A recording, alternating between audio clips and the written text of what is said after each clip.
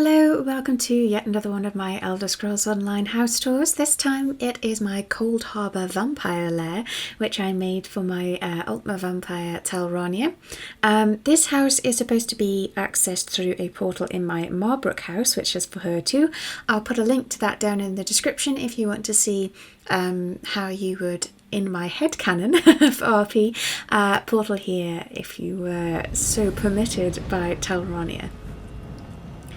This took me quite a while to build, but I had a specific idea in mind, as I wanted it to be quite large, but also feel quite cold and creepy. So of course I got the pack with all the Molag Bal stuff in there and the lovely bookcases which are in this library around this corridor here. No evil vampire lair is complete without a spooky library with lots of books and forbidden tomes for her to read to help her complete her evil master plan, which I'm still not quite sure what that is, but I'm sure it's a lot worse than anything I could possibly imagine. I'll head now into the main chamber, which I am very pleased with how it's turned out. The aesthetics in here are pretty much exactly what I was aiming for, and I'm very pleased that the plants and trees and various rocks and pebbles that I could find helped me to achieve what I was looking for. I have plenty of skeletons and various other creepy things knocking around to reinforce that idea that she is not a nice person to travel with.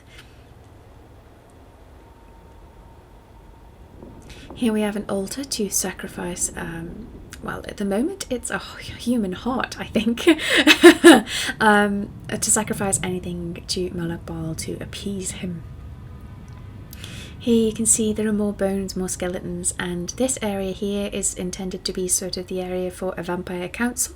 I have a sort of sacrificial altar on this side. Sorry, Khajiit, but yeah, my victim had to be a Khajiit because my Altmer vampire is very, very racist, and she does not like the so-called beast races at all, so of course it had to be a Khajiit being sacrificed. Sorry, Khajiit players out there.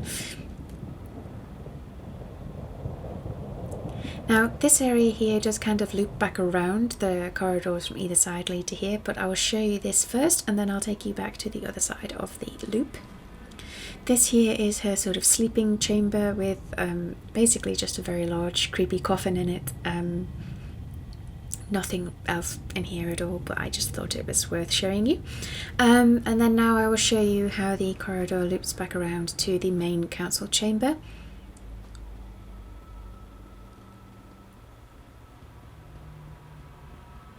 I think it looks quite pretty from this angle actually, with all those blue plants glowing away there in the background. Heading up this ramp here takes us to the one area that has a light that isn't blue.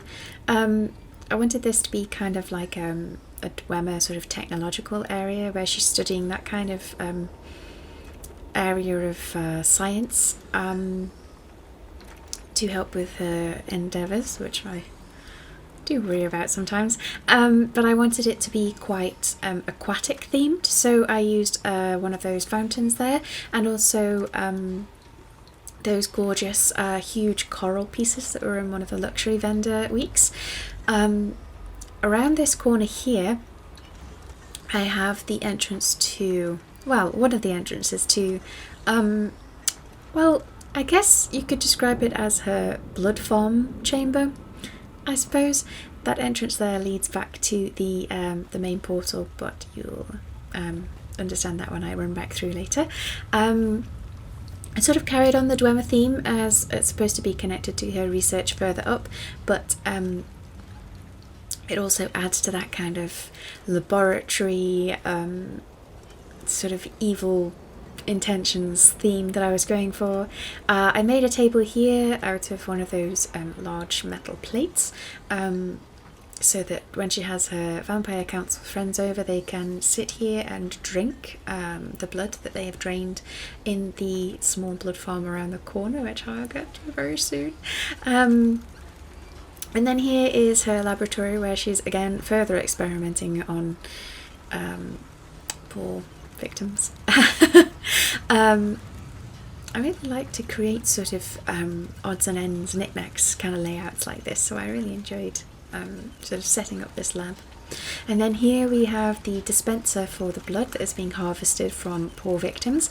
This is sort of a contraption layout that I set up so that the idea is you sort of pull that handle there, and the people who are laid out on these Dwemer beds over here will be drained, and the blood will go through the main pipework and be sent over to that dispenser. We also have here a small cage to keep any victims before you put them on the beds and drain them of any blood and whatever else that you might want to take from them. And another emergency cut-off switch right there. We have, you can see there on the right, a sort of boiler that's supposed to power all of this system, and there's a gap there that leads out onto a small sort of balcony, I guess you could call it, that's where you can go for a view over Coldharbour and also potentially burn the bodies of the people from the blood farm if that's what you so choose, as we have around here a nice little bonfire, and more skeletons, more skulls, and more general creepiness.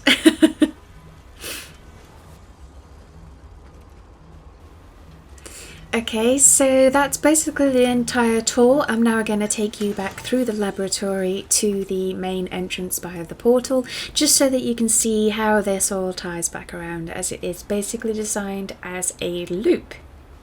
I really like how the Coldharbour estate was basically a blank slate, and I really enjoyed building this massive cave that I otherwise wouldn't have been able to. Thank you very much for joining me on this creepy tour. I hope to see you again in my next Elder Scrolls House video. Bye!